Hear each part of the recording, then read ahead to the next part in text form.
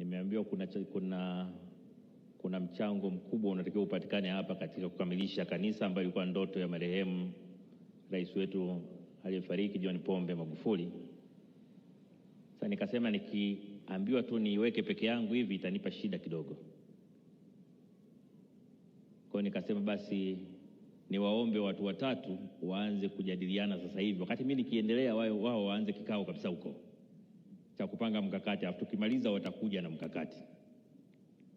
Wa kwanza ni waziri wa nchi utumishi Ridhiwani Kikwete. Wa pili mkuu wa mkoa wa Geita Martin Shigera.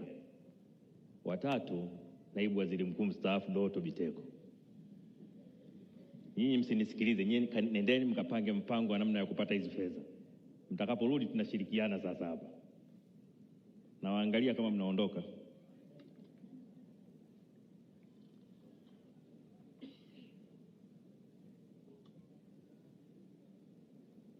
Mheshimiwa Rais wa Zanzibar na mwenyekiti wa Baraza la Mapinduzi na ndugu viongozi wote mlioko hapa, mama yetu Mama Janet. Napenda kuanza kuwasilisha kwenu salamu za Mheshimiwa Rais Dr. Samia Suluhu Hassan, Rais wa Jamhuri ya Muungano wa Tanzania, ambaye hakuweza kujumuika nasi leo kutokana na majukumu mengine ya kitaifa yanayomkabili. Lakini kwa kuzingatia uzito wa jambo hili, ameona ni vema akanituma kumwakilisha katika makumbukizi ya mpendo wetu na kiongozi wetu hayati Dr. John Pombe Magufuli, aliyekuwa rais wa 5 wa Jamhuri ya Muungano wa Tanzania, ambaye alifariki dunia tarehe kama ya leo mwaka 2021. Mheshimiwa Rais amenituma niwahakikishie kuwa japo hayupo nasi kimwili, yuko pamoja nasi kiroho, na kwamba serikali anayoiongoza itaendelea kumwenzi Dr. John Pombe Magufuli na kuendeleza urithi wake. Kabla sijaendelea, naomba niungane na viongozi wetu wa dini waliotuongozea ibada ya misa takatifu na wote walionitangulia kuzungumza kumshukuru Mwenyezi Mungu, kwanza kwa kuwezesha kufanyika kwa tukio hili, na pili kwa kutupa kibali cha kushiriki katika tukio hili. Kipekee namshukuru kwa dhati mama yetu Mama Janet Magufuli na familia yake yote, familia ya hayati Dr. John Magufuli, kwa kutualika kuungana nanyi kushiriki katika kumbukizi ya mpendo wetu Dr. John Pombe Magufuli. Hakika hii ni heshima kubwa sana kwetu.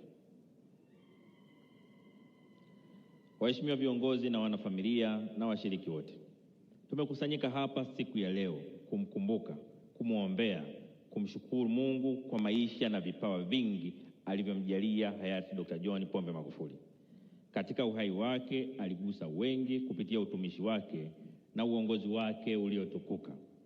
Pamoja na mambo mengine, Mwenyezi Mungu alimjalia hayati Dr. John Pombe Magufuli kipawa cha uongozi na uwezo mkubwa wa kunena na kutenda yote aliyoyaamini kuwa yana manufaa kwa taifa na watu wake. Kila siku ya maisha yake ilijaa mafunzo kwa kila aliyemwona na kufanya naye kazi. Kimsingi, maisha yake yalikuwa ni darasa zuri kwetu sisi viongozi, na kupitia uongozi wake aliweza kulea na kuinua viongozi wapya wengi, hasa vijana.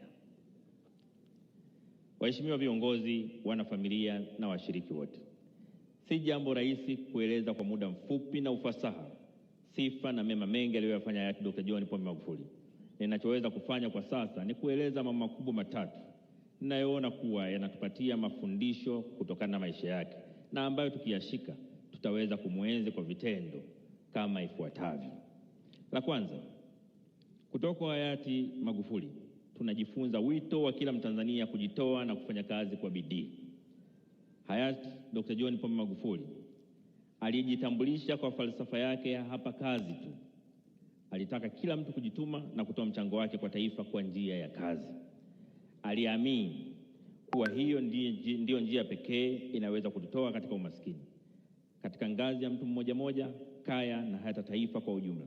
Mara zote alisisitiza kufanya kazi kwa weledi na bidii kwa kiwango cha juu sana, iwe katika masomo, kazi za nyumbani, ofisini, kilimo, viwanda, biashara au utoaji wa huduma kwa jamii. Pili, katika uongozi tunajifunza kutoka kwa hayati John Pombe Magufuli ujasiri na uthubutu wake katika kufanya maamuzi magumu yenye manufaa kwa taifa letu. Alitufundisha umuhimu wa kuwajibika na kusimamia misingi ya haki na usawa katika kuwahudumia wananchi wote. Hakuyumbishwa katika kupiga vita uzembe wala rushwa. Tatu, alitufundisha kwamba hatima ya Tanzania na Afrika kwa ujumla iko mikononi mwetu wenyewe. Alinukuliwa mara kadhaa akisisitiza kuwa tuna utajiri mkubwa wa rasilimali ambazo tukizilinda na kuzitumia vizuri zinaweza kututoa katika umaskini.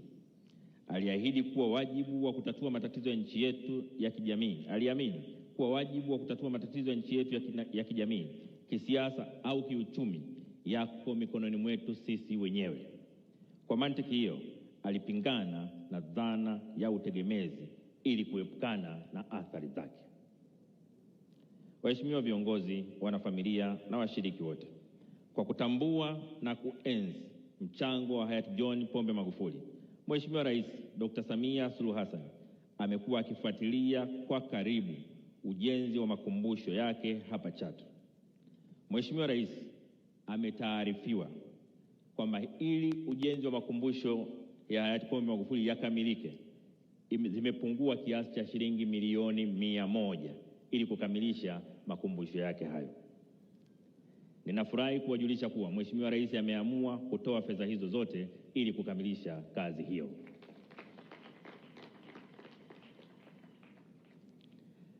Napenda kumalizia salamu za serikali kwa kushukuru tena familia ya Dr. John Pombe Magufuli, hasa mama yetu Mama Janet Magufuli kwa kutushirikisha kwenye kumbukizi hii.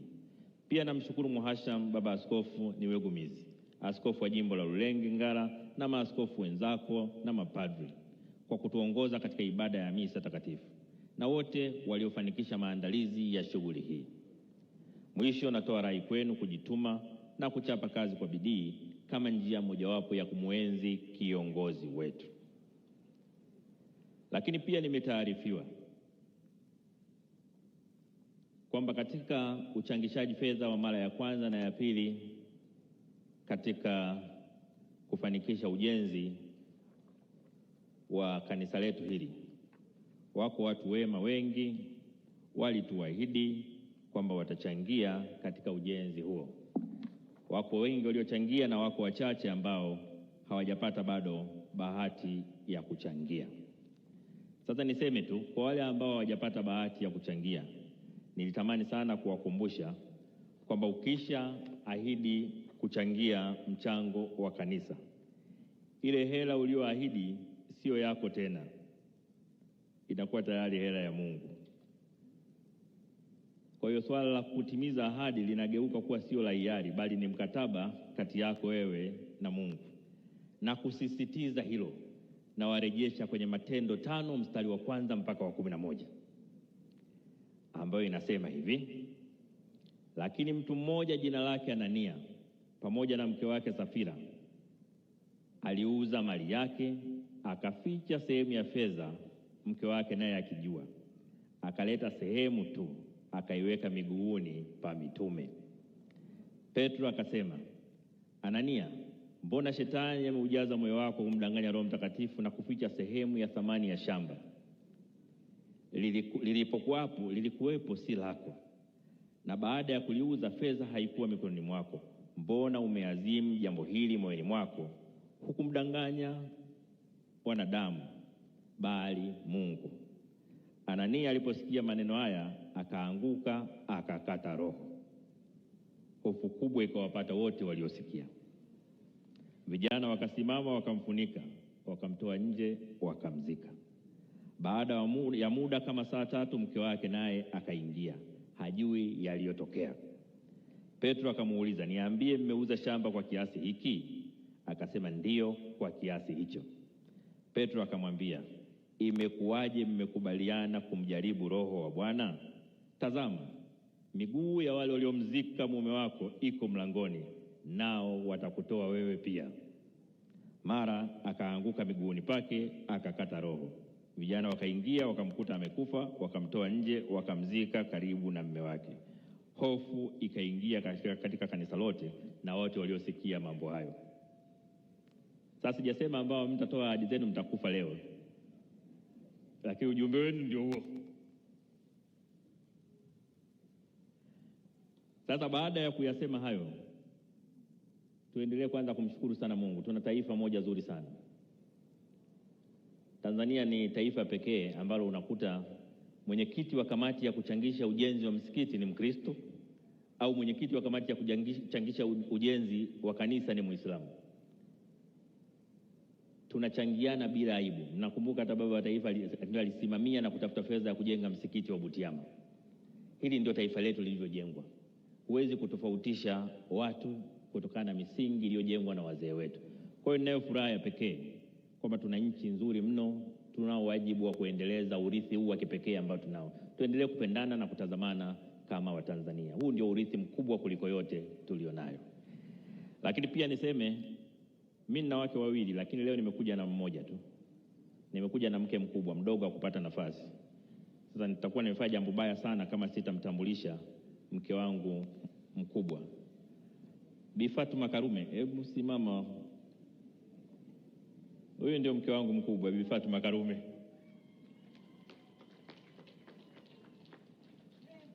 Huyu ni mke wa rais wa kwanza wa Zanzibar. Na hakuna tukio kubwa la nchi hii mama huyu hajapatikana. Mke wangu, nakushukuru kwa kunilindia heshima. Asante sana.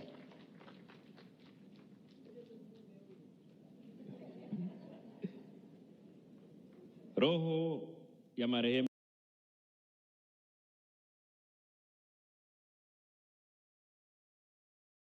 Dr. John Pombe Magufuli ipate rehema kwa Mungu, apumzike kwa amani. Tumsifu Yesu Kristo.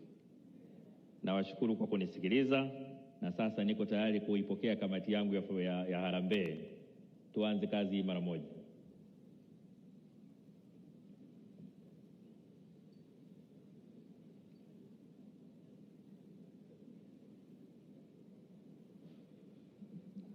Wanakuja, inaonekana wanakuja na mkakati kabambe kwa muda uliokaa.